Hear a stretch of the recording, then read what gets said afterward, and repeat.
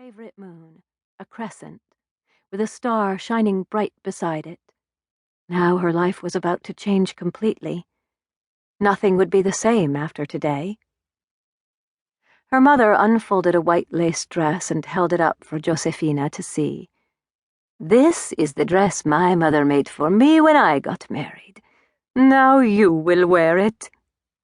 Josephina fingered the fine lace. "You know how the dogs are when they're in heat?" her mother asked, busying herself by laying out undergarments and stockings, taking a cameo from its satin box. She didn't look at Josephina, who was frowning at her mother.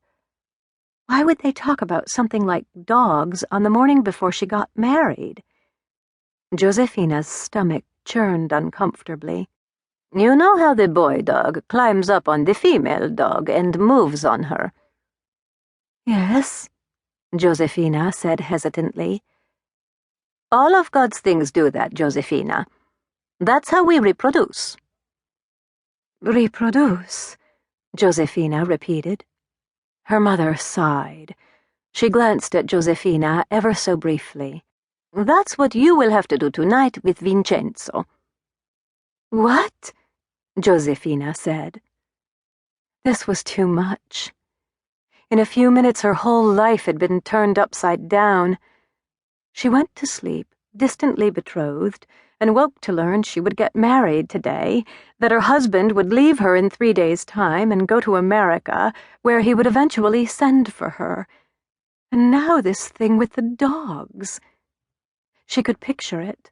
Their own long-dead dog Jocko, mounting any female dog that passed. Bigger ones, smaller ones, it didn't matter. Jocko was indiscriminate. And jerking around inside them, sputtering and drooling. "You will do it tonight, and you will do it any time Vincenzo wants you to. This is what a wife does for a husband." "But, Mama—" "There's no more to say about it. Now, get dressed. His family is already on their way." Until today, Josephina's days had been her own to do whatever she wished. There were always chores, water to haul from the well in the center of the village, clothes to wash and hang a long string hung from tree branches to dry, bread to bake, pasta to roll out and shape, vegetables and fruits to cook or can or bottle or set in the sun to dry. There was always something to sweep, or candle wax to scrape off the shrines in the church, or helping the nuns with their flock of sheep. But even with all of these things to get done every day, Josephina still had time to wander the hills outside the village, to pick wildflowers there, or wade barefoot in the stream. "She's too dreamy," people told her mother. "She has her head in the clouds." But her parents indulged her, buying her paper and colored pencils so she could make pictures, and even letting the nuns teach her to read.